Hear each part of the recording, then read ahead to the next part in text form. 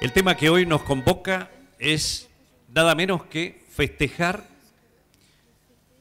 un nuevo aniversario, las bodas de plata de la publicación que marcó un antes y un después en la utilización del vino en la alimentación, que justamente se llamó la paradoja francesa.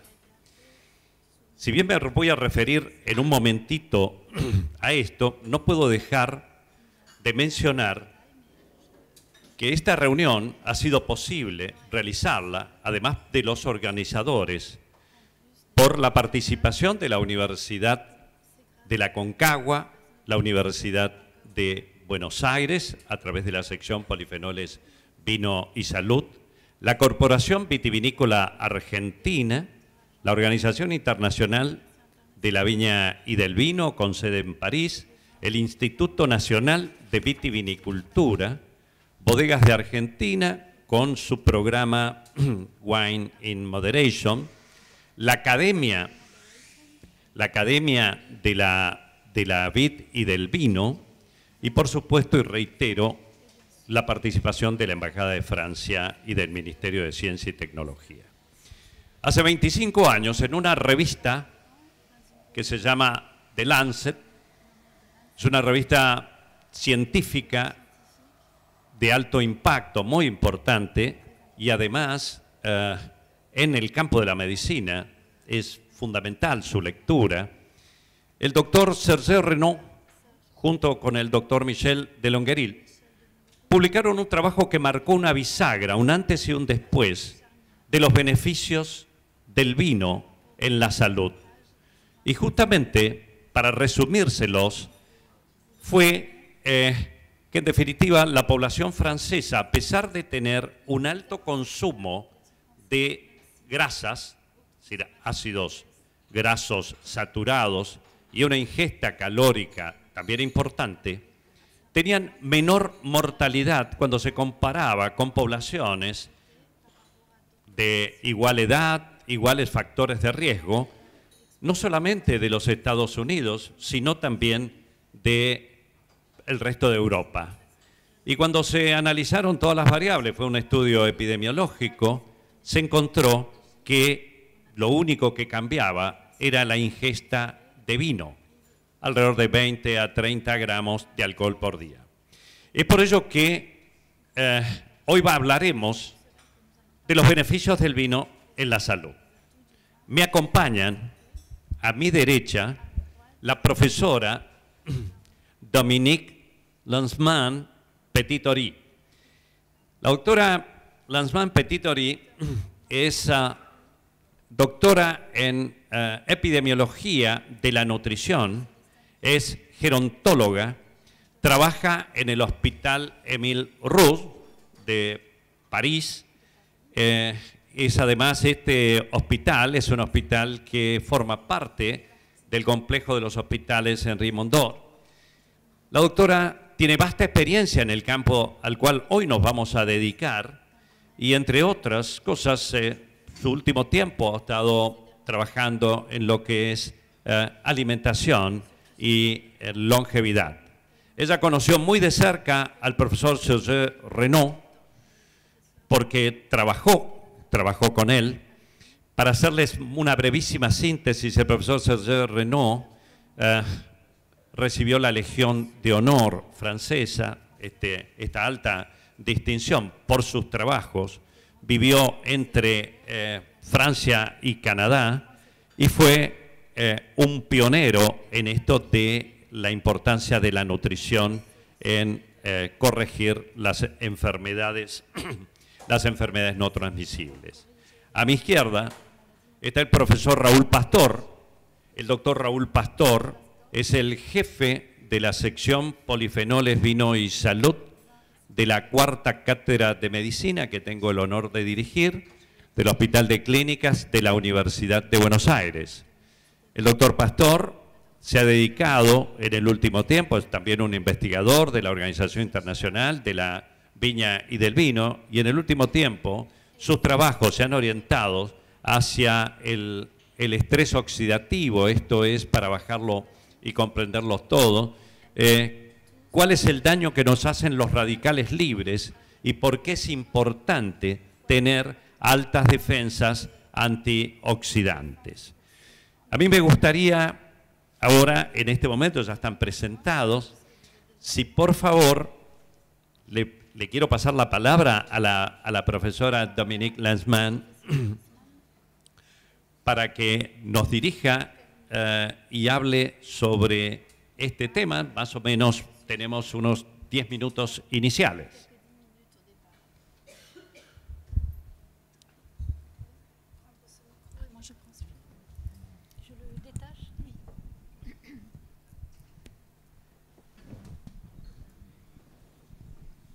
Mesdames et messieurs, je suis très heureuse de venir ici pour rendre honneur au professeur Renaud. Señoras y señores, es un honor para mí estar aquí rindiéndole homenaje al profesor Renaud. Grâce à l'initiative d'Éric Bourlan de l'ambassade de France. Gracias a la iniciativa de Éric Bourlan de la embajada de Francia. Et à Raoul Pastor et toutes les institutions qui ont permis cette rencontre. Y a Raúl Pastor y a todas las instituciones que han permitido este encuentro. Alors le professeur Renaud est arrivé, je vous raconte l'histoire en 10 minutes. Les voy a contar en 10 minutos la historia del profesor Renaud. En 1951, il est arrivé, il est né dans une région viticole d'une famille viticole. En 1951 nació en una región vitivinícola, en una familia vitivinícola. Une famille assez pauvre, et il est parti au Canada en 1951 pour payer ses études de médecine. Era una familia bastante pobre y luego se fue él entonces a Canadá para poder pagar sus estudios de medicina. Il a travaillé comme bûcheron, comme aiguilleur de train. Trabajó como leñador, como empleado ferrocarril. Et ce qui l'a frappé en arrivant au Canada, lo que le llamó la atención al llegar a Canadá, c'est l'absence de vin, parce qu'il ne pouvait pas s'imaginer un repas sans vin. Fue la ausencia de vino. Para él era imposible imaginar una comida sin vino. Et alors, il a aussi été frappé par le fait que de jeunes hommes de 30 ans, des joueurs de hockey, y también le sorprendió mucho que jóvenes de 30 años, jugadores de hockey, avaient des infarctus du myocarde. Tenían infartos del miocardio. Alors que ça n'existait pas dans le Bordelais d'où il était originaire. Cuando eso no existía en la región de Bordeaux, que era de donde él era originario. Alors, il s'est dit, il était au Québec, il s'est dit les Québécois sont des Français de souche. Entonces pensó, él estaba en Quebec y dijo, los quebequenses son franceses originalmente. S'ils font des infarctus à 30 ans, si tienen infartos a los 30 años, c'est à cause d'un facteur environnemental, ça n'est pas génétique. Es a causa de un factor medioambiental y no genético. Donc l'idée lui est venue, il a voulu étudier la nutrition parce qu'il a aussi remarqué que les Québécois ne mangeaient pas du tout de fruits. Y entonces se le ocurrió estudiar la nutrición porque también notó que los quebequenses no comían para nada fruta. Et ils mangeaient beaucoup de porc gras, de viande grasse, comían mucho de cerdo, comidas grasosas, manteca. On lui a dit, pour étudier la nutrition, il faut faire vétérinaire. Y le dijeron, para estudiar nutrición tenés que ser veterinario.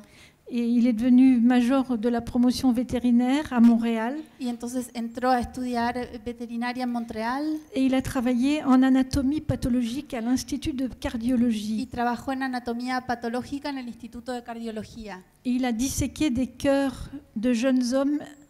Disecó el corazón de jóvenes hombres. Et il a constaté que leurs coronaires, leurs artères du cœur, y constató que la coronaria y las arterias del corazón, elles étaient saines dans les parois, mais elles étaient bouchées par un caillot. Estaban sanas en las paredes, pero estaban tapadas por coágulos. Et il a compris très tôt, avant tout le monde, y entendió muy rápido, antes que todos, que le caillot de sang c'était ce qui provoquait l'accident coronarien. Que el coágulo de sangre era lo que provocaba el accidente coronario. Ensuite, pendant 30 ans, il a étudié ce phénomène de la thrombose, Luego, la formation du caillot. Estudió durante 30 años la formación del coágulo de sangre, el fenómeno de la trombosis. Et il est revenu en France pour s'occuper de ses parents. Regresó a Francia luego a ocuparse de sus padres. Et il a étudié le phénomène d'une manière originale avec une caravane laboratoire. Y estudió el fenómeno de una manera original a través de una caravana de laboratorio. Avec son équipe, il allait dans des villages de plusieurs pays d'Europe. Con su equipo iba a distintos pueblos de Europa et il faisait des prises de sang dans la caravane pour mesurer la formation du caillot de sang. y le sacaba sangre a la gente y las estudiaba en su caravana para analizar la formación de los coágulos de sangre. Parce que la formation du caillot est due aux plaquettes sanguines Porque la formación de los coágulos se debe a las plaquetas sanguíneas qui agissent immédiatement après l'hémorragie ou la prise de sang. que actúan inmediatamente después de una hemorragia o la toma de sangre. C'est pourquoi il est important de faire l'analyse tout de suite. On ne peut pas congeler et Por emporter eso es importante hacer el análisis inmediatamente y no se puede congelar y llevar esa sangre a otro lado. Et c'est comme ça qu'il a compris l'importance de l'alcool et des polyphénols sur la formation des caillots de sang. Y así fue como entendió la importancia del alcohol y de los polifenoles en la formación de los coágulos de sangre. Et aussi l'importance des graisses du régime, Y des huiles. también la importancia de la grasa y de los aceites en los regímenes alimentarios. Et dans le même temps, il était visiting professeur à Boston University. Al mismo tiempo era visiting professor en la Universidad de Boston. Et en 1970, il a assisté aux premiers résultats de la grande étude de Framingham. Y en 1970 asistió al resultado de los estudios de De Framingham De Study, Framingham. c'est la première étude sur les el facteurs primer estudio sobre los de risque factores de cardiovasculaire. riesgo cardiovascular. Et le National Institute of Health avait demandé aux chercheurs de regarder jusqu'à quel point l'alcool était mauvais pour le cœur. Y el National Institute de Health, de la santé. de la salud había pedido a los investigadores que estudiaran precisamente los malos efectos del alcohol en la salud. Et les chercheurs ont trouvé exactement l'inverse. Y los investigadores encontraron exactamente lo contrario. Et l'Institut national de la santé américain Y a el Instituto demandé Nacional de la Salud Americana de tenir secret ces résultats parce pidió que que esos resultados se mantuvieran en secreto au pays de la prohibition, c'était difficile à supporter cette idée que l'alcool pouvait protéger. porque en el país de la prohibición era difícil de aceptar la idea de que el alcohol pudiera protegernos en realidad. Mais le professeur Renaud était présent et ça n'a fait que conforter son idée de l'importance de l'alcool et en particulier du vin. Pero el profesor Renaud estaba presente en ese momento y eso lo reconfortó en su idea de la importancia del alcohol, en particular del vino. Et maintenant, on n'a pas encore parlé du French paradox, Y ahora justement, todavía no hemos hablado de la paradoja francesa, parce que c'est une chose très particulière et précise.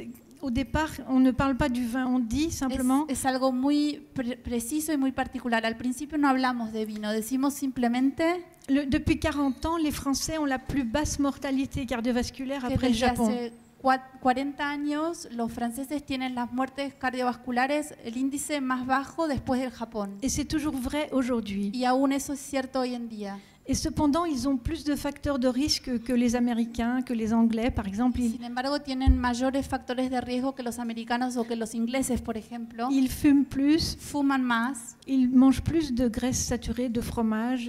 comen más grasas saturadas, queso, Ils ont plus d'hypertension artérielle. tienen más hipertensión arterial, Ils ont plus de cholestérol. tienen más colesterol.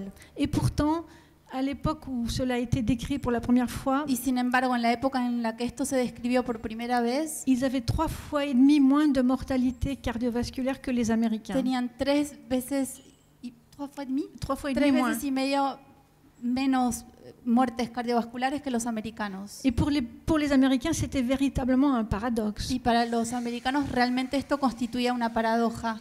Alors, ils sont venus, il y a 26 ans, Entonces, hace 26 años vinieron, dans le bureau du professeur Renaud, fueron a la oficina Lyon. del profesor Renaud en Lyon à Lyon, en France, pour lui demander ce qu'il en pensait. para preguntarle qué pensaba de esto. Et c'est là qu'il a expliqué l'hypothèse du vin. Y ahí fue donde él explicó la hipótesis del vino. C'est-à-dire que le fait que les Français boivent du vin tous les jours, El hecho de que los franceses beban vino todos los días, modérément, de manera moderada, pendant les repas. durante las comidas.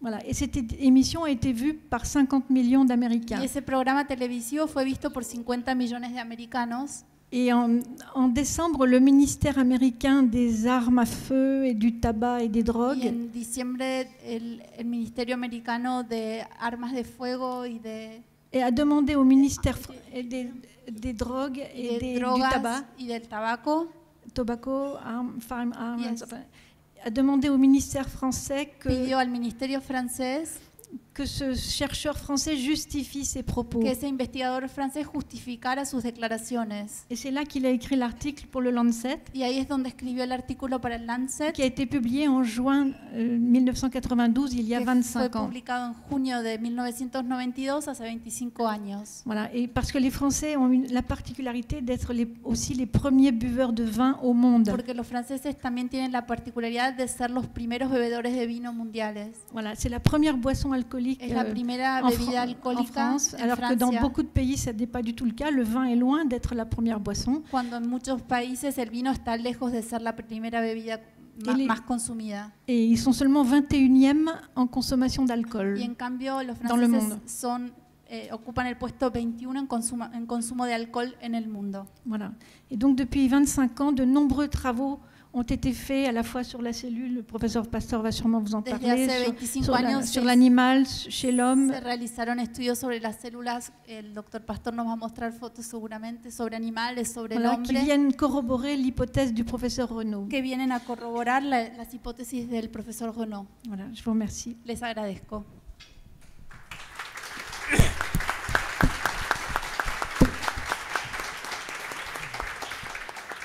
Muchas gracias, profesora Dominique Lansmont, Petitori.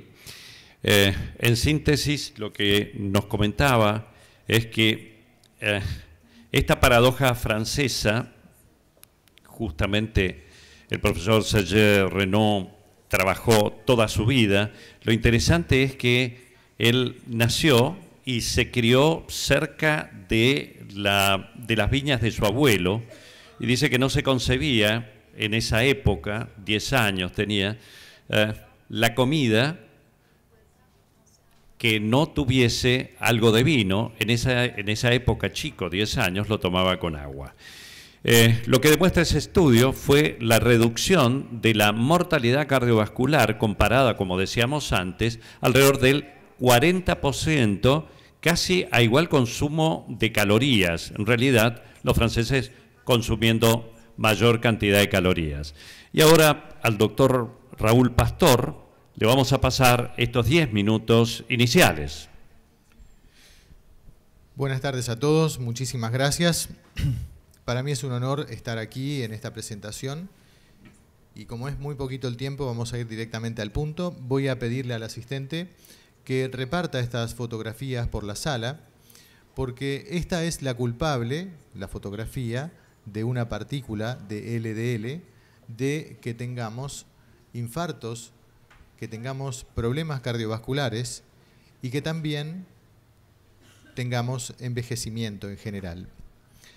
Ocurre que el proceso de la salud y la enfermedad es un proceso absolutamente continuo.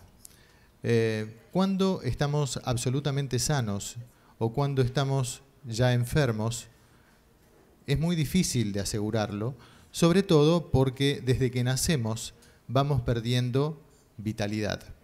Desde el propio nacimiento vamos perdiendo capacidad vital. Y esto ocurre porque somos una máquina química. Nuestro organismo actúa como una máquina igual que cualquier otra máquina concebida por el hombre. Debe producir energía durante todo el día. Y la contaminación que produce, la energía que fabrica, es sucia, es una producción muy contaminante. Las plantas productoras de energía que fabrica el hombre normalmente están lejos de los centros de consumo. Esto hace que estas plantas de energía dejen de ser contaminantes o por lo menos sean menos contaminantes. A nosotros no nos ocurre lo mismo. Nosotros tenemos las plantas de energía en las propias células. Se llaman mitocondrias. Las mitocondrias son las que producen la energía en forma permanente y la contaminación que producen pasa directamente a la célula. Esto le resulta muy difícil a la célula desembarazarse de los contaminantes que producen las mitocondrias y esta acumulación intracelular de contaminantes tóxicos es lo que va produciendo las enfermedades. Quiere decir que inicialmente las enfermedades son un problema del metabolismo. nosotros propiamente somos los que producimos las enfermedades, lejos de lo que puede ser la contaminación ambiental o la contaminación incluso laboral o social que podamos tener y que también nos enferma. Pero eso está muy lejos de lo que resulta ser el impacto que tiene la contaminación del propio metabolismo. Por eso es que la prevención de las enfermedades surge del propio cuidado del metabolismo. ¿Qué es lo que hacemos con nuestro metabolismo? Es, en definitiva, lo que nos va a envejecer antes o después en la vida, y por supuesto el final ya lo sabemos. Es preferible que sea mucho después. La idea es que el vino aporta muchísimo y es uno de los alimentos que mayor aporte tiene a la prevención de las enfermedades. ¿Y esto por qué es? Porque justamente desactiva la bomba que tenemos adentro, que es los contaminantes mitocondriales, que aumentan mucho el estrés metabólico y aumentan mucho el deterioro del envejecimiento. No hay otro alimento en la dieta de todos los días como el vino, incorporado con las comidas, que nos proteja tanto. De verdad. Esto lo descubrió el doctor Renaud en el año 1992, está publicado, y evidentemente hoy sigue tan vigente como entonces. Por eso es que creímos tan necesario reeditar este hallazgo que fue notable para la medicina y para la salud. Ahora bien, ustedes tienen o habrán visto las partículas de colesterol LDL. Esas partículas son las que están aumentadas 1000 veces para que veamos el poder, digamos, la configuración que tienen. Esas partículas tienen dos orígenes, el intestino o el hígado. Lo que comemos, que surge como partículas flotantes, digamos, están inicialmente en un estado reducido, más o menos, es decir, no demasiado agresivos, van circulando por la sangre y van saliendo de la sangre para invadir los espacios intercelulares, o sea, el espacio que rodea a las células. O sea que las partículas del LDL o el colesterol malo está en la circulación plasmática y está en el espacio extracelular. Eso es importante concebirlo así porque las dos ubicaciones van a dar orígenes a enfermedades diferentes. Ocurre que la Organización Mundial de la Salud define a la salud precisamente como el estado de bienestar físico, psicológico y social. En principio, esta definición, que bueno, habría que ayornarla porque realmente es la que está vigente en la página oficial de la Organización Mundial de la Salud, pero habría que ayornarla ¿por qué? Porque habla únicamente de síntomas y digamos de un estado, y la salud es, como vimos al principio, un proceso, no es un estado, es un proceso, digamos, que se va dando desde que nacemos o desde que nos concibieron. Ahora bien, ocurre que este estado de completo bienestar psíquico y físico habla además de los síntomas, es decir, que la persona se sienta bien, ¿no es cierto?, para decir que está sano. Y sin embargo, esto está muy lejos de la realidad. ¿Por qué? Porque si vamos al otro extremo del diagnóstico de las enfermedades, nos toca a nosotros, como médicos, hacer el diagnóstico. Y nosotros, en realidad, diagnosticamos enfermedades. Es decir, pacientes que vienen a nuestro consultorio cuando ya tienen enfermedades instaladas, como diabetes, hipertensión arterial, alteraciones del colesterol, cáncer, etc. Enfermedades en general no transmisibles, que son la enorme mayoría de las enfermedades que tratamos los médicos. Ahora bien, entre el estado de diagnóstico que nos toca a nosotros los médicos y el estado ese de, vamos a decir, completo estado de bienestar que menciona la OMS, hay una brecha muy importante que es entre que el paciente no siente nada hasta que está completamente enfermo.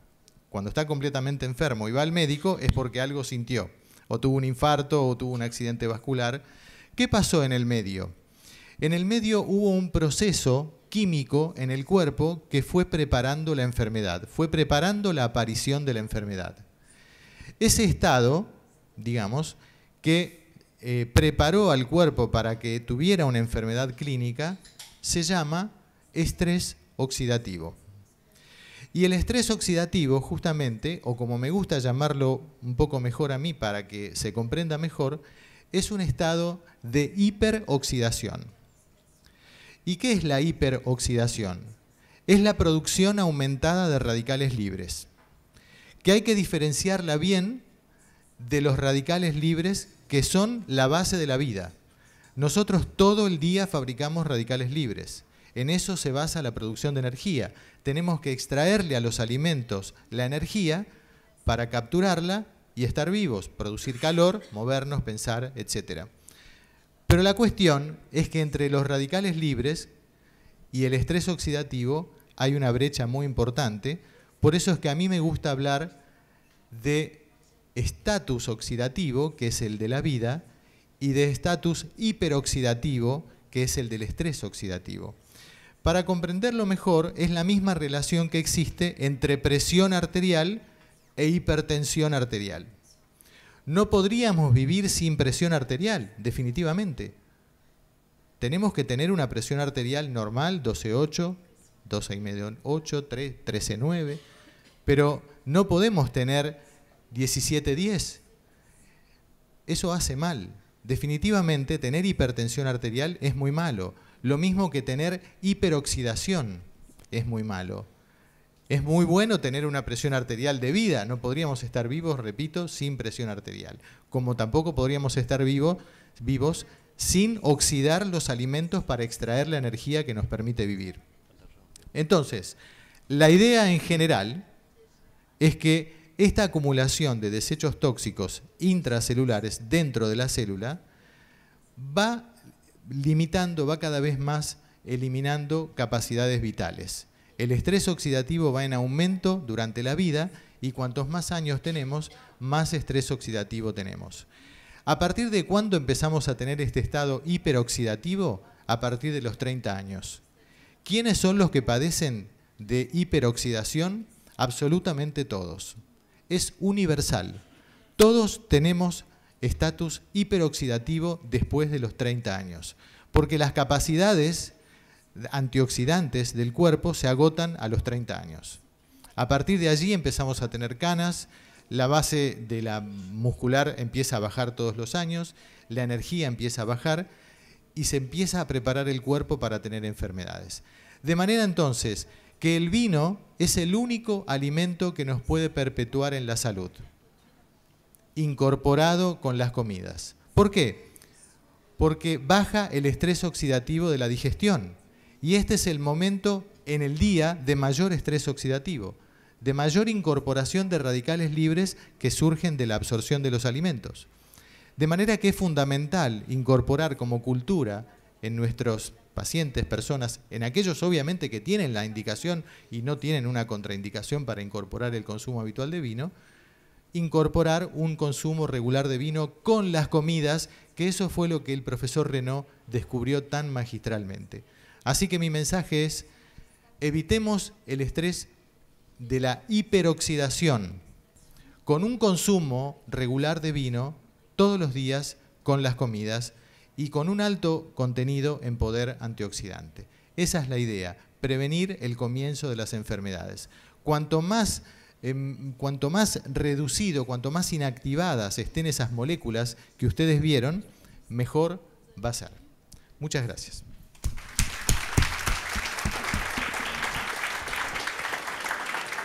Muchas gracias, doctor Raúl Pastor. El doctor Pastor se ha referido al mecanismo básico de las enfermedades crónicas no transmisibles. ¿Qué son estas? Y son las enfermedades cardiovasculares, el cáncer, la diabetes, las enfermedades pulmonares crónicas. Y ellas representan entre el 60 y casi el 70% de las causas de mortalidad en el mundo. Y es por eso que esta lucha o esta necesidad de incorporar sustancias que sean antioxidantes. Y los antioxidantes, los mejores antioxidantes, no son las vitaminas que podemos ingerir, sino del mundo vegetal, obtenidas del mundo vegetal. Esto es fundamental. Y en forma natural, acompañando al vino, las frutas y verduras. De allí el éxito de la dieta mediterránea en la prevención de todas estas enfermedades. Ya a esta altura que hemos presentado a cada uno de nuestros invitados, a mí me gustaría la participación de ustedes con las preguntas. Aquí tenemos un micrófono que digo que les pueden dar para que formulen preguntas. ¿Alguien se anima? Muy bien. Después tenemos acá también, allí. Muchas gracias. Buenas tardes. Yo quería preguntarles, ustedes están hablando muy bien del efecto benéfico del vino para la salud. ¿Cuáles serían los principios activos responsables de ese beneficio? ¿La combinación de los polifenoles con el alcohol o más los polifenoles que el alcohol? Porque hay quienes son detractores del alcohol. No hace mucho se publicó un trabajo diciendo que aún el consumo moderado de alcohol podría producir daños cognitivos, o sea, en el hipocampo, sobre todo.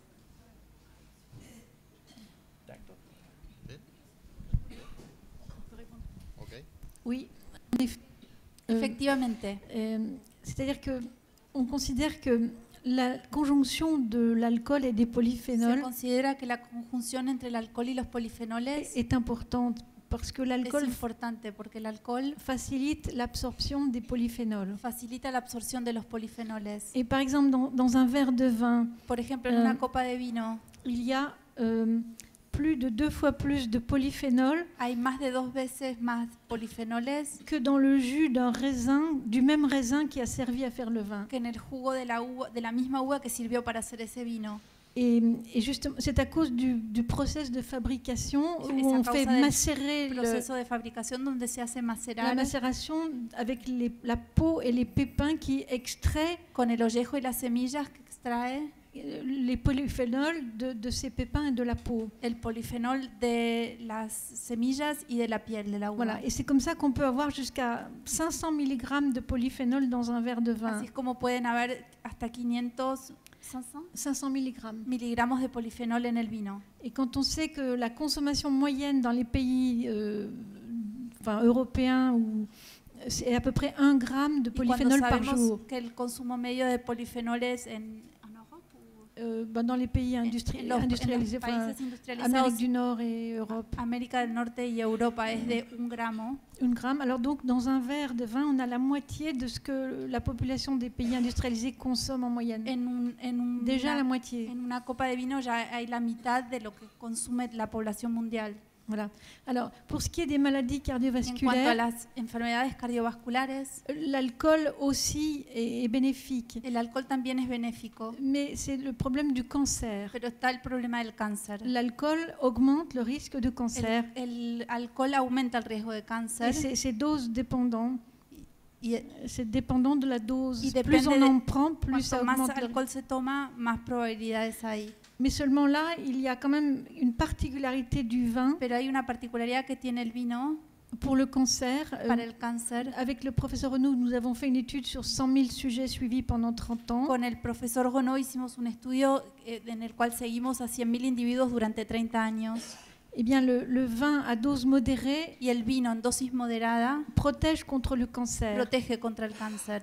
Parce qu'il y a 2 principes dans le vin. Il y a les Porque hay polyphénols dos principios en el vino. Están los polifenoles et l'alcool. y el alcohol. Et à dose modérée, Y en dosis moderadas, le principe positif domine sur el le principe principio négatif. positivo domina sobre el principio negativo. Voilà. Le problème aujourd'hui, ce serait l'augmentation El problema hoy de la sería teneur en alcool des vins. el aumento del tenor de alcohol que tienen los vinos. En France, ils ont pris 3 degrés d'alcool en 40 ans. En Francia, en 40 años, se aumentaron 3 grados. Voilà, peut-être que le professeur Quizás Pastor veut el profesor compléter. Pastor puede completar esta ¿Cómo no? respuesta. Muchas gracias. Sí, evidentemente el consumo de la matriz vino es el efecto, es el que presenta el efecto más beneficioso. Exactamente. La matriz está formada por alcohol, por polifenoles y por resveratrol.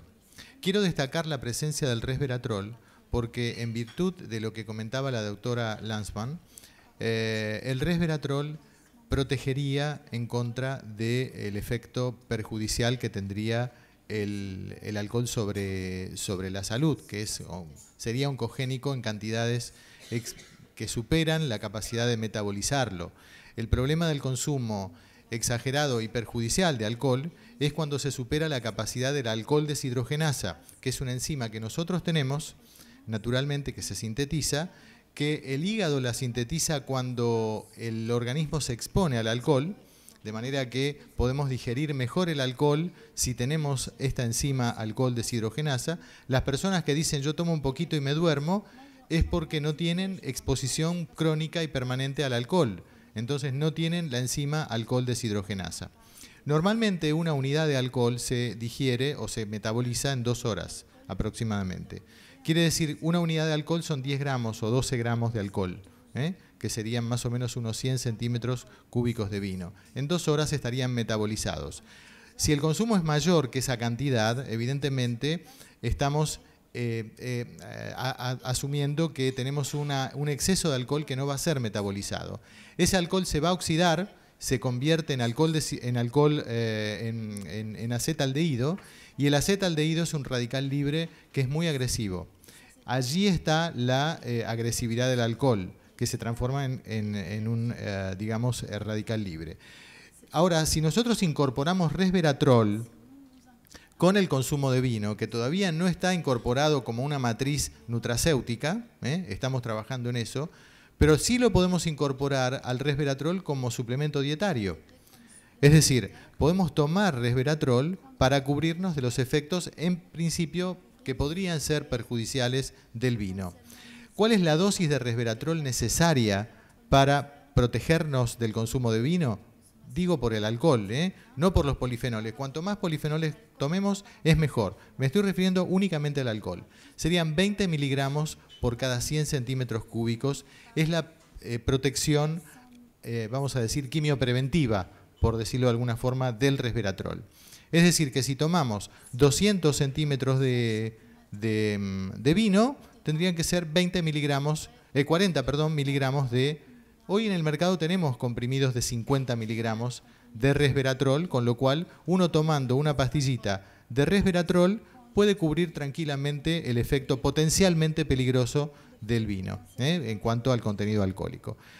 La cantidad de polifenoles que tiene el vino es enorme, son más de 2.000 moléculas, 2.000 moléculas, y estas moléculas van madurando y van cambiando todos los días. Cuanto mayor es vamos a decir, el tiempo de fraccionamiento que tiene el vino, la complejidad de estos polímeros, de taninos y de polifenoles, se va haciendo cada vez más compleja. Es decir, no es de un mismo vino tomado hoy y si lo dejamos una semana más, la configuración química cambió. Y ahí está la magia del vino, que siempre va a ser una bebida diferente porque es una bebida viva. Es una bebida que nace, evoluciona, se desarrolla y muere. El vino también muere. Entonces, muchas gracias. Allí habían levantado la mano. Otra pregunta, por favor. Hay 2 preguntas allí. Buenas tardes y muchas gracias a todos ustedes por la exposición muy interesante. Pregunta 1, 2 preguntas en realidad sencillas. ¿Hay diferencia entre el consumo de vino tinto y vino blanco y rosado? Y otra pregunta que también me parece muy simple, quizás me equivoco, es la famosa historia de si se toman vinos de buena calidad o de mala calidad y qué incidencia tiene eso en el Estado o en la salud o en ese estatuto modificado de la salud. Gracias. ¿Quiere comenzar? Con respecto a la primera pregunta, si los vinos tintos o blancos, siempre está esa vamos a decir, oposición. Obviamente son mucho mejores los vinos tintos, porque hablando de la protección a la salud y de lo que estamos hablando desde hoy, de la protección contra las enfermedades crónicas no transmisibles. ¿Por qué? Porque tiene polifenoles. Los vinos que no tienen polifenoles o cantidades casi exiguas de polifenoles, que son los blancos, tienen mucho menor poder de protección sobre la salud. Les quedaría nada más que el contenido alcohólico y parte, digamos, de algunos polifenoles que pudieron haber migrado durante la vinificación. Eso con respecto a esto. Piensen que la cantidad de polifenoles contenidos en los vinos blancos es 10 veces menor que la cantidad de polifenoles contenidos en los vinos tintos. De promedio, más o menos, es 0,30 miligramos por cada 100 a 3 miligramos por cada 100 de polifenoles en los vinos tintos. De manera que eso es muy importante tenerlo en cuenta a la hora de elegir acompañar las comidas. Por supuesto que me parece que el orden que proponen los franceses, empezar con un vino blanco, pero nunca dejar de tomar un vino tinto con la comida principal.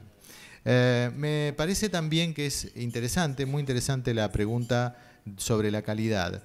Siempre nosotros, como no tenemos herramientas de información en las etiquetas sobre la composición de los vinos y sobre, bueno, la cantidad, por lo menos, de polifenoles que tienen, por el momento podemos, digamos, pretender esa información, la cantidad de polifenoles que tienen, no tendríamos en el mercado global, por el momento, la posibilidad de decir este vino es mejor que el otro. En principio, la única diferencia que aparentemente se ha instalado en el mercado es el precio. Digamos que el concepto de precio es lo que termina dando, a veces en forma, como decir, no vinculada directamente con la calidad, la razón de que un vino sea mejor. Sin ninguna duda, el vino empieza a envejecer a partir de los 2 años de estacionamiento. Un vino que pasa los 2 años empieza a bajar la capacidad antioxidante aproximadamente un 10% por año. Con lo cual, si tenemos un vino que está añejado, digamos, unos 4 o 5 años después de su cosecha, tendremos unos 3 años, digamos, un 30% menos de poder antioxidante. De manera que ese mito del añejamiento de los vinos es nada más que eso, es una ilusión que ha creado la cultura, pero que está lejos de ser una realidad, por lo menos para la, digamos, salud. Desde el punto de vista enológico no niego, o sensorial, quizás los sommeliers puedan tener una visión diferente, pero sin duda que la capacidad saludable de un vino va bajando con el tiempo. Así que bueno, pienso que puede ser una respuesta. Oui, une étude américaine par le professeur Klatsky Un estudio americano del profesor Klatsky en Californie en California sur 125 000 personnes sobre 125.000 personas a pu différencier les vins blancs et les vins rouges pudo diferenciar el vino blanco y vino tinto et il n'a pas trouvé de différence, c'est-à-dire il a Y no trouvé que encontró les deux diferencia. protègent. concluyó que Cardiovasculaire. ambos vinos protegían. Alors moi je ne suis pas spécialiste des No polyphénols, soy mais especialista en je polifenoles, me rappelle ce que disait le professeur Renaud. pero recuerdo lo que decía el profesor Renaud. Il m'expliquait que dans les vins blancs, il y a moins de polyphénols, mais ce sont des... Explicaba que en el vino blanco hay menos polifenoles. Comme le professeur Pasteur vous a expliqué, il y a plus de 2000 molécules différentes. En el tinto, en cambio, hay más de 2000 moléculas distintas, como dijo el profesor Pastor. Et elles sont plus ou moins longues, disons, plus ou moins courtes. Et, Son más o menos largas, más o menos cortas. et plus elles sont courtes, mieux elles sont absorbées dans l'intestin. Cuanto más cortas son, mejor absorbidas son por el En intestino. particulier des particular- monoflavonoïdes ou diflavonoïdes qui se trouvent, c'est des molécules qui s'appellent monoflavones Monoflavones et qui sont présentes dans le vin blanc. presentes en el vino blanco. Et le professeur Renaud avait fait des études sur le champagne en El particulier. profesor Renaud hizo estudios sobre el champagne en Enfin, particular, c'était chez des animaux, chez des rats, c'était pas chez l'homme. con Et animales y con ratas, no con il a hombres. trouvé ces monoflavonoïdes ou diflavonoïdes particulièrement biodisponibles Y concluyó que esas moléculas eran particularmente biodisponibles avec des effets biologiques. con efectos biológicos. Alors finalement, on n'a pas une réponse définitive Finalmente, entonces à no votre tenemos question, mais on una peut respuesta penser definitiva a su pregunta, pero podemos pensar que le vin blanc a quand même des vertus aussi. Enfin, que el vino blanco también tiene sus virtudes et il faudra du temps pour le savoir. y que hace falta tiempo para saberlo.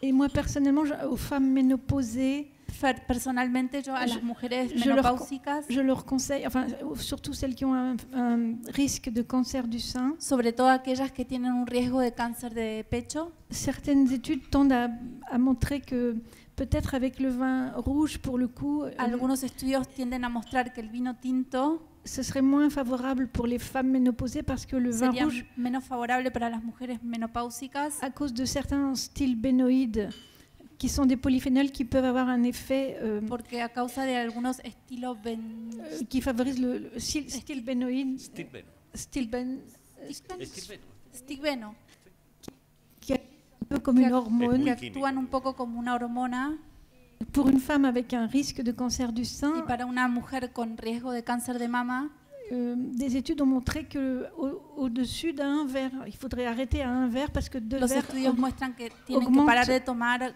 de augmente la le primera risque copa, de cancer du sein chez la Porque femme más a- ménopausée, mais pas avant la ménopause. porque más allá de eso se aumentan los riesgos de cáncer en la mujer menopáusica, no antes. Alors donc j'aurais tendance à dire, d'après notre étude de Nancy, que pour la femme ménopausée, Así que yo tiendo a decir que según nuestros estudios hechos en Nancy, para la mujer menopáusica elle pourrait se contenter d'un verre de vin blanc par jour, pas tendría plus. que conformarse con una copa de vino blanco por día y no más. Voilà. Muchas gracias, doctora. Había otra pregunta allí, la doctora Cristina Pecci. Bueno, un poco contestada, si en la etiqueta hay información sobre el vino, que has dicho que no, y el concepto de moderado en cantidad, ¿es lo mismo para el hombre que para la mujer? Para la mujer tiene que tomar la misma, tomar la misma cantidad al mediodía que a la noche. Para los jóvenes, en nuestras sociedades que hay tanta presión para el consumo de alcohol en jóvenes y que ahora el vino también está como de moda, ¿cuál sería la relación entre la moderación y la cantidad? En el vino tinto, digo.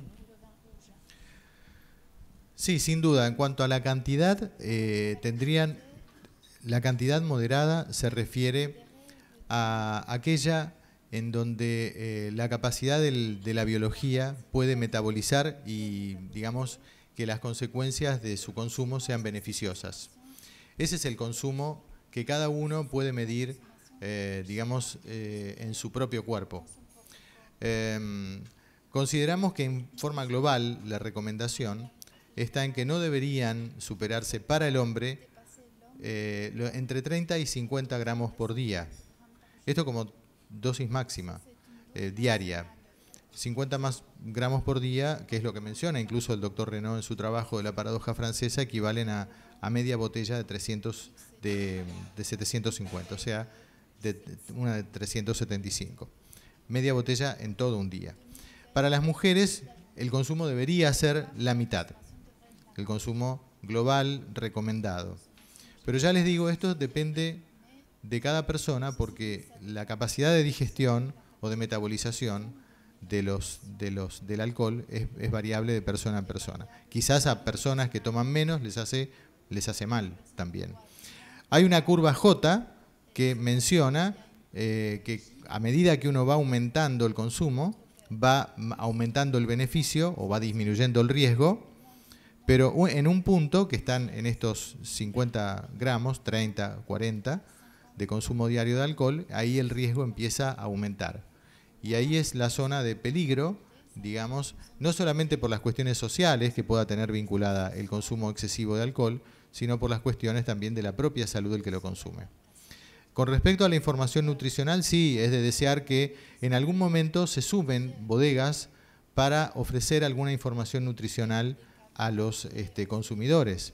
Nosotros estamos trabajando en varias líneas de investigación en la Universidad de Buenos Aires, en la cátedra del profesor Guillermoli, y en la Universidad de la Aconcagua, en el Instituto de Investigaciones. Estamos trabajando en dos líneas. Una para prevenir, digamos, el riesgo que podría acarrear el consumo de alcohol, que es, bueno, hemos logrado una vinificación exitosa con resveratrol. Entonces, en pocos meses, quizás un año, tengamos un vino que probablemente en el mercado tenga un alto contenido en resveratrol. Esto es probablemente 20 miligramos por cada 100 centímetros cúbicos, como nutracéutico. En segundo lugar, estamos trabajando también en una herramienta diagnóstica en la Universidad de la Aconcagua, es esto, para que tengamos la posibilidad de reconocer un vino por su calidad antioxidante. Va a ser un dispositivo portátil que cada uno de nosotros va a tener, como un dispositivo de uso como cualquier otro, como un podómetro, por ejemplo, como el celular. Y la idea es que esto funciona con, digamos, una banda de lectura electromagnética de luz en el infrarrojo cercano y que podamos hacer un disparo de luz sobre una copa y que por una aplicación en el celular podamos tener la lectura del contenido total de polifenoles. En esta línea de investigación estamos trabajando en Mendoza, en la Universidad de la Aconcagua y con el Instituto Nacional de Vitivinicultura. Esta sería una herramienta de valor para el consumidor porque lejos de que una etiqueta informe o no, digamos, el contenido en polifenoles, el propio consumidor va a tener la posibilidad de, cuando recorre una góndola, tener su dispositivo móvil para, con la aplicación, poder leer un vino en la góndola directamente, sin necesidad de tener información nutricional. En esas dos líneas estamos trabajando y bueno, afortunadamente la OIB, la Organización Internacional de la Viña y del Vino, en esto nos está acompañando muchísimo, auspiciando, y las instituciones en las que trabajo también.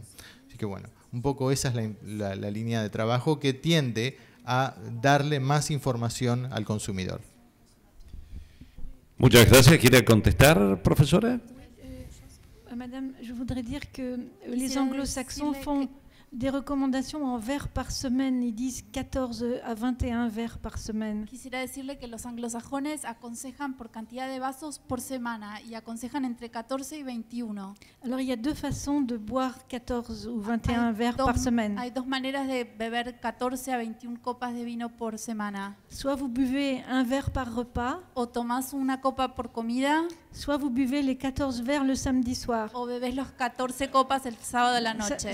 Ça s'appelle le binge drinking. Eso se llama binge drinking. Et c'est un fléau de santé publique, surtout chez les jeunes. Y es un problema muy importante de salud pública, sobre todo entre los jóvenes. Et de nombreuses études ont montré que là, il y a beaucoup d'effets nocifs sur la santé, à la fois à court terme, bien sûr, et puis aussi à long terme sur les neurones, Y etc. numerosos estudios prueban que un consumo de esa naturaleza tiene serios riesgos a nivel neurológico, tanto a mediano como a largo plazo. On perd complètement le bénéfice du vin, mais Se de toute pierde façon, entonces completamente el beneficio del vino. mais de toute façon, malheureusement, enfin, les jeunes boivent peu de. Moi, je me suis promenée hier soir avec Eric Bourlan. De todos modos, ayer, por ejemplo, paseaba con Eric Bourlan Argentin y vi que los jóvenes argentinos dans les beben mucha cerveza, no vi copas de vino en realidad.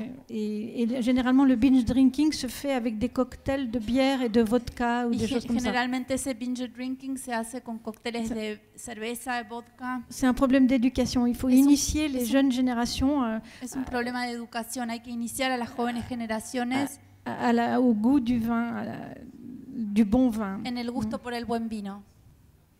Sin lugar a dudas, profesora.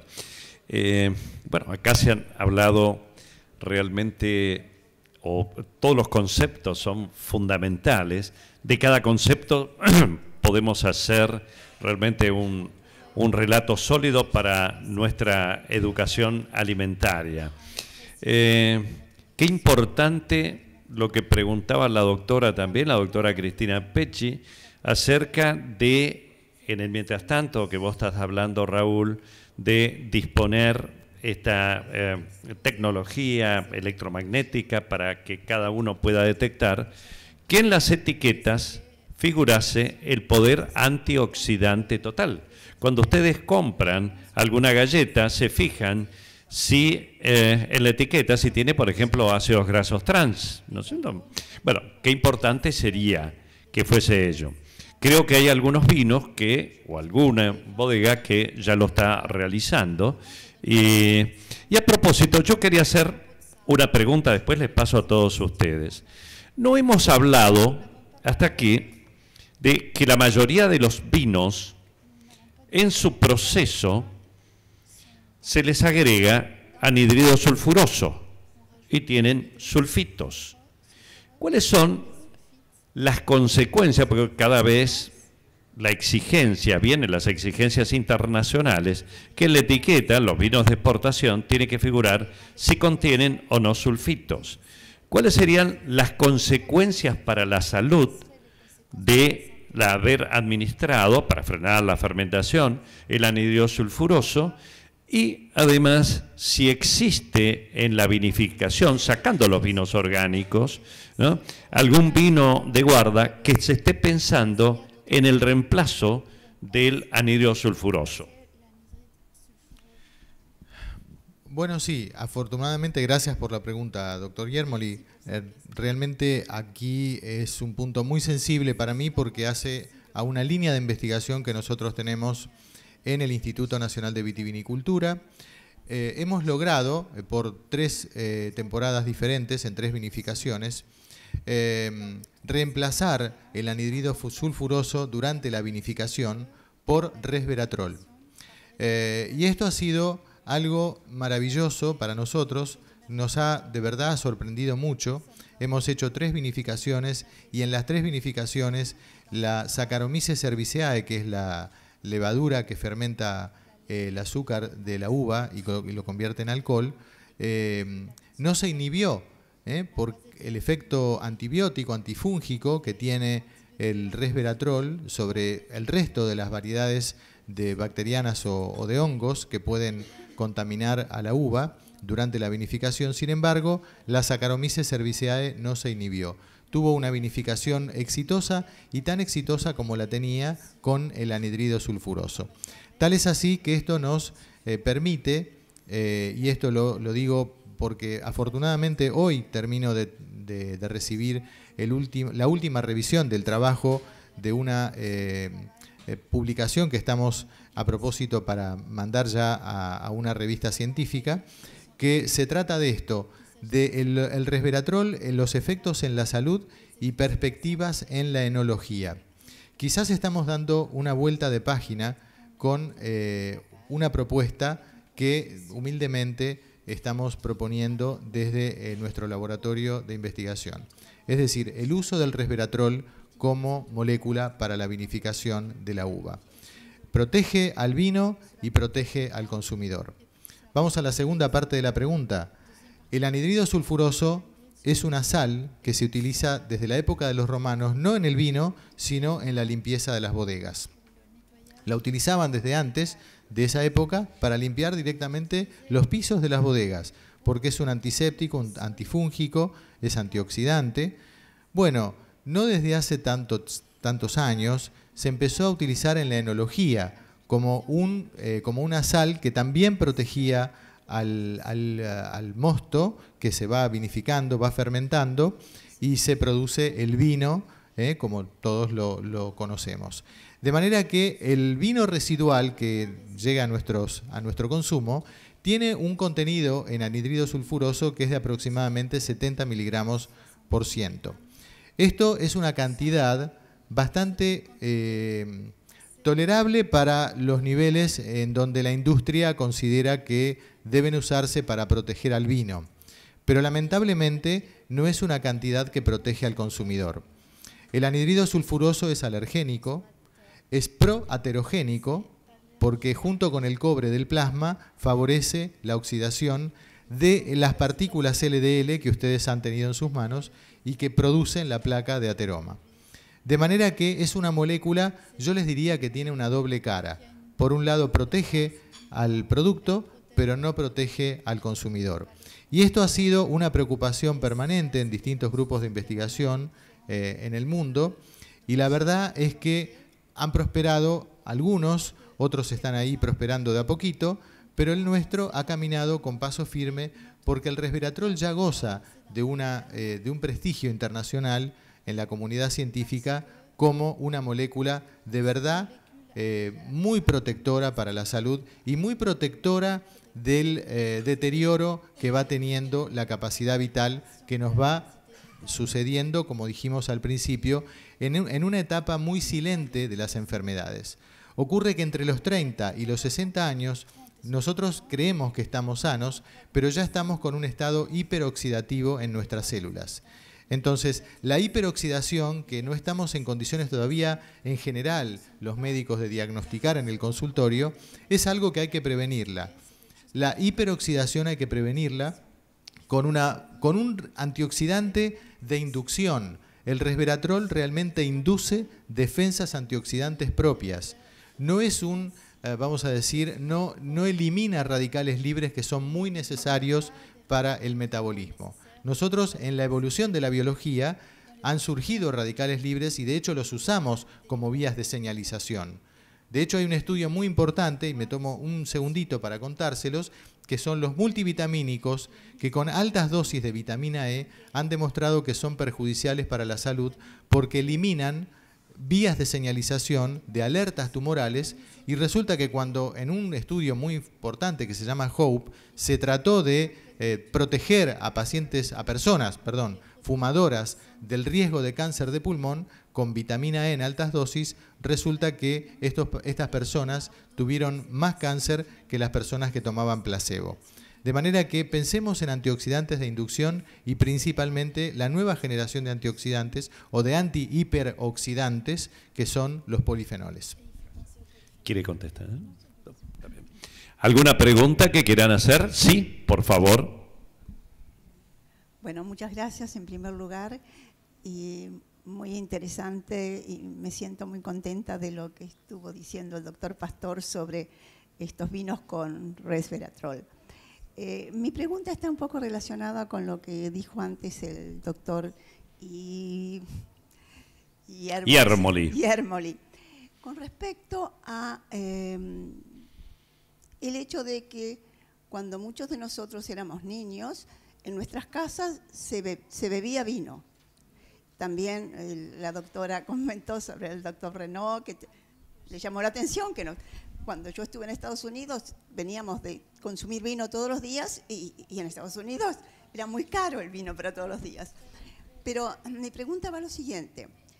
Esa generación que vinimos tomando vino regularmente en nuestras casas, luego nuestros hijos pasaron a una generación más de las gaseosas, de otros, ¿no? Pero dejaron de tomar vino. O sea, voy a asados en lo de mis chicos y no hay vino, solo para la mamá hay vino.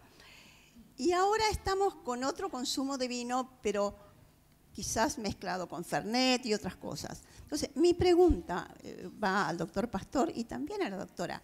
Si hay alguna estadística relacionando las enfermedades coronarias de aquella época, digamos 50, 60 años atrás, la generación siguiente que no tomó vino, a pesar de toda la propaganda sobre la bebida de los pueblos fuertes, y la generación actual. Si hay alguna estadística de seguimiento. ¿Y qué pasa en Francia con el consumo de vino en los jóvenes? Gracias.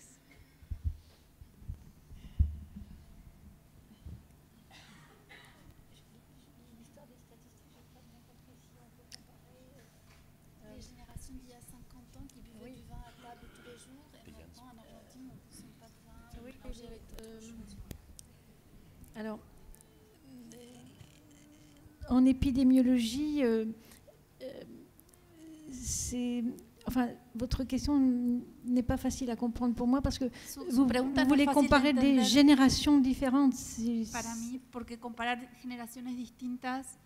Est-ce que vous pourriez reformuler cette partie? ¿Podría reformular esa parte de la pregunta? Sí, cómo no. En particular me interesaba mucho qué pasa en Argentina, o sea, si tenemos estadísticas, porque conozco la evolución de la ingesta de vino en Argentina. Y entonces, si hay alguna recopilación estadística a lo largo de los años, en Francia, digamos de 50, 60 años atrás hasta ahora. Bon, je vais essayer de répondre. Voy a intentar responder para Francia. En France, il y a 40 ans, on consommait 125 litres de vin par an. Hace 40 años en Francia se consumían 125 par personne de litros plus por de 15 año. ans. Par personne de plus de 15 ans. Por persona de más de 15 años de edad. Donc 125 litres et aujourd'hui on est en dessous de 45 litres. Y hoy estamos por debajo de los 45 litros. Donc on a diminué par 3. Así que lo disminuimos en 3 el consumo. Et justement les jeunes, comme je vous disais tout à l'heure, malheureusement ont perdu cette... Los jóvenes, como les decía, lamentablemente han perdido.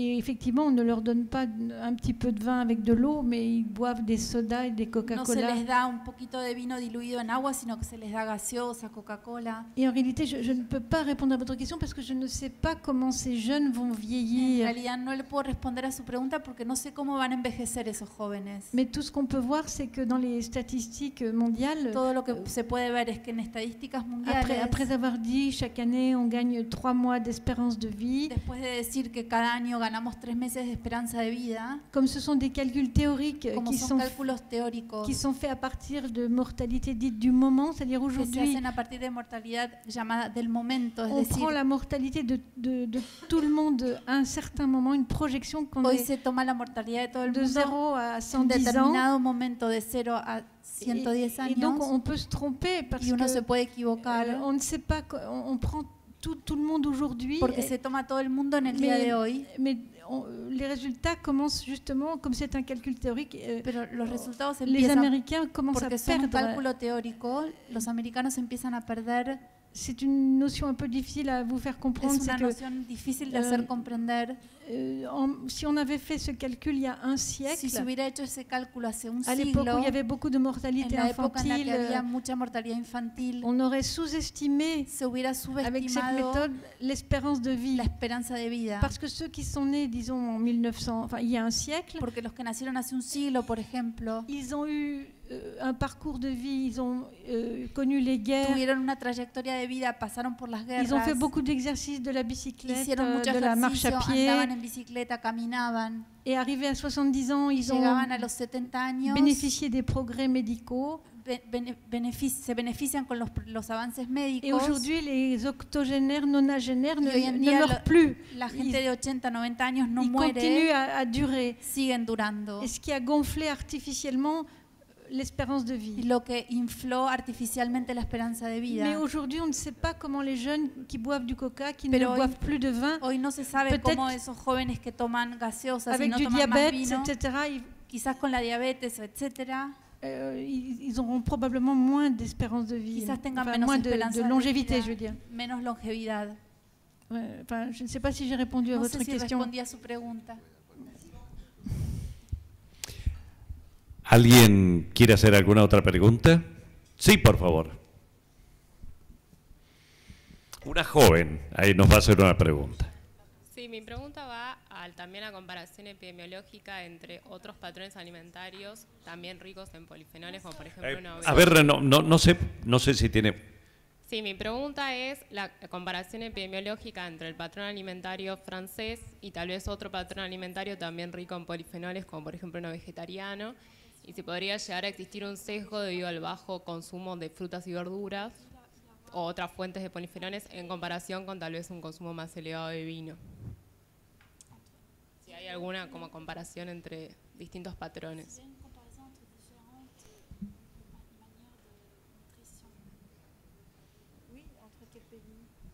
¿Entre qué países? ¿En Francia, dice usted? Sí, tal vez el patrón alimentario francés y algún otro patrón vegetariano o mediterráneo. O... En France, il y a des régions. En Francia hay regiones. Et dans le sud de la France, en el sur de Francia, on mange plus méditerranéen. Se come más mediterráneo. Et dans le nord, on mange plus comme les Belges ou, al norte se come ou les más Anglais. Como los belgas o los ingleses. Et dans l'est, on mange plus comme les Allemands. En el este comemos más como los alemanes. Voilà, mais je ne sais pas ce que vous voulez savoir, mais il y a quand même des points communs en No sé France, qué es lo que querés saber, pero hay puntos comunes en Francia, mais je ne sais pas avec quel pays vous voulez que je compare. pero no sé con qué país querés que lo compare. Por ahí la pregunta es si se puede suplantar los beneficios del vino con frutas y verduras. O sea, si puede estar relacionado con tal vez un bajo consumo de otras fuentes de polifenoles, o sea, que el vino sería esa fuente, entonces una comparación entre eso. Sí. El consumo promedio de polifenoles es de 1 gramo aproximadamente. Y no está registrado el vino en este consumo promedio. Si nosotros consideramos que el extracto seco del vino son 25 gramos de polifenoles por litro, si tomamos un cuarto, vamos a hacer un número redondo, 375, media botella de vino de grande, son 12,5 miligramos de polifenoles. De manera que es una cantidad 10 veces más que las frutas y verduras de consumo promedio en polifenoles. Es muchísima la cantidad de polifenoles que se incorporan con el vino. Y esto hace al carácter protector, eminentemente protector que tiene. La dieta mediterránea, lo ha demostrado el doctor Leighton en Chile, es una dieta que no es tan protectora sin vino como con vino. La mejor fórmula que demostró el doctor Federico Leighton en Chile es la dieta mediterránea con vino. Y si interpretamos como dieta mediterránea un balance, digamos nutricional, pero con una impronta, un sesgo muy hacia lo vegetariano, podríamos estar cerca de tu pregunta con respecto al consumo de vegetales. Definitivamente el consumo de vino aporta una cantidad muy enorme de polifenoles que los consumos de vegetales, por lo menos en la cantidad que uno debería tener, están lejos de la cantidad necesaria. De cualquier manera, por ejemplo, la OMS señala que serían necesarios consumir casi medio kilogramo por día de vegetales y frutas en las comidas. 480 gramos aproximadamente es la recomendación de la OMS. Y nosotros estamos en un promedio en Argentina de aproximadamente 100 gramos. Estamos prácticamente 5 veces menos del consejo de la OMS para el consumo de frutas y verduras.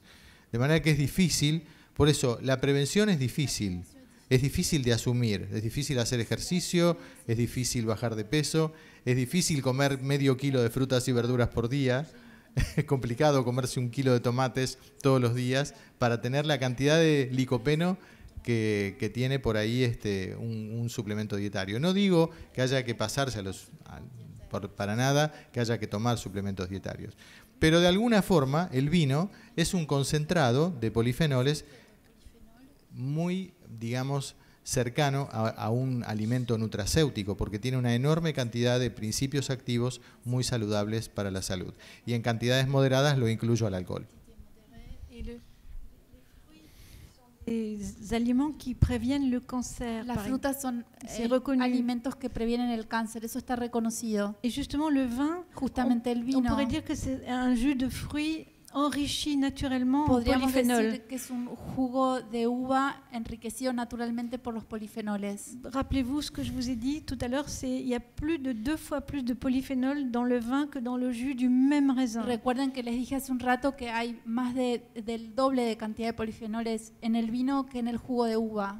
Voilà. Et moi, ça fait une journée que je suis en Argentine. Y hace un día que yo estoy en Argentina. Et j'ai été frappée par choses. Y me sorprendieron varias cosas. Me costó encontrar fruta y fui a pequeños supermercados y vi que había nada más que aceite de maíz y de girasol. Et ça, c'est très important. C'est une autre partie du travail Y de eso Serge Renaud es muy importante, es otra parte del trabajo de Serge Renaud sur la diète crétoise. sobre la dieta cretense. Parce que les Crétois Porque los ont cretenses consommé beaucoup d'oméga 3 végétaux. consumían muchos omega 3 vegetales. Et ça, on peut le trouver dans l'huile, dans la canola oil. Y eso se puede encontrar en la canola Je oil. n'ai pas encore réussi à trouver de la canola oil Todavía no à Buenos Aires encontré depuis que je canola suis là. oil en Buenos Aires. Ça, c'est un autre élément très important. Es otro elemento muy importante del régimen. Et la troisième chose que je veux dire à mademoiselle, c'est Y la tercera cosa que quería decirte, qu'avec le professeur Renaud, on a une étude à Nancy sur 100 000 sujets. con el profesor Renaud tenemos un estudio en Nancy sobre 100.000 Et sujetos. Nancy, c'est une région qui n'est pas méditerranéenne, Nancy es una región que no es mediterránea, pas viticole, no es vitivinícola, pas nordique, ni nórdica, neutre. es una región neutra. Et c'est pour ça qu'il l'a choisi. Y por eso la eligió. Et on voit bien que les buveurs de vin Y vemos bien que los bebedores de sont vino protégés contre les maladies cardiovasculaires están protegidos contra las enfermedades et cardiovasculares le cancer. y el cáncer. Voilà. ¿Alguna? Sí. Sí, buenas tardes. Quería consultarles respecto de otro alimento que atraviesa un proceso fermentativo, como es el chocolate también, y del cual se habla que tiene productos antioxidantes. Si tienen algún estudio comparativo en porcentajes, por ejemplo, de polifenoles o de antioxidantes entre vino y chocolate. No, estudio comparativo, dice, ¿no? ¿Comparativo de qué? No, como para saber cuál tiene mayor cantidad de antioxidantes. Evidentemente el chocolate, si es cacao casi puro, tiene un alto contenido también. Oui, voilà, ce qui est bien. Pareil, j'ai regardé le chocolat dans les magasins ici. Sí, igual, también miré el chocolate en los Et negocios de j'ai vu aquí. chocolat dulce de leche, Veo chocolate chocolat, dulce de mais leche. je n'ai pas vu de chocolat noir. No veo chocolate negro. En France, on mange du Claro, con chocolat. 85% de cacao, más o menos. On mange du chocolat à 90% de Comemos cacao. chocolate con 90% de cacao. Claro, J'ai pas vu ça ici. Y eso no lo vi aquí. Et là, oui, le cacao, c'est un aliment très Y ahí intéressant. sí, el cacao es un alimento muy interesante. Oui, Claro. à beaucoup de points de vue, riche Desde en polyphénol, muchos puntos de etc. vista, muy rico en polifenoles. Por ejemplo, pienso en una persona adulta mayor en esta edad en la cual el proceso oxidativo se hace intenso, si no le gusta consumir vino, por ejemplo, si podría ser el chocolate negro un buen sustituto. Pourquoi pas? ¿Por qué no? Oui, et puis beaucoup de fruits, Y des fruits además, rouges, muchos frutos rojos también. des Los légumes. frutos rojos, el maní también.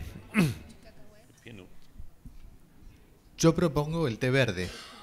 El té verde es una bomba de polifenoles que si no quieren tomar alcohol o no quieren tomar vino, pueden tomar té verde al mediodía por lo menos porque estamos trabajando y esto poder reemplazar de alguna forma el contenido en polifenoles del vino. C'est le cas des Japonais en particulier. Sí, ese es el caso de los japoneses, por ejemplo. Está bien, pero yo me puedo salir un poco de una reunión así científica popular. Una vez me preguntaron, estábamos dando una conferencia para un grupo de farmacéuticos en Milán, en el instituto que dirige una colega nuestra, la profesora Patricia Restani, que está trabajando también en polifenoles. Entonces, claro, yo había ido a hablar sobre nuestros trabajos en vino, porque nosotros trabajamos en vino. Y si bien, bueno, no me presenté, yo soy un mendocino injertado aquí en Buenos Aires, pero bueno, toda mi familia la tengo allí y si Dios quiere, mañana después del mediodía voy a estar en mi provincia. Entonces, alguien levantó la mano y me hizo una pregunta, era en un posgrado de farmacia, estábamos hablando de estrés oxidativo y polifenoles en general. Entonces, pero enojada, me dijo, doctor, usted ha hablado única y exclusivamente del vino y no habló ni del té verde ni del chocolate.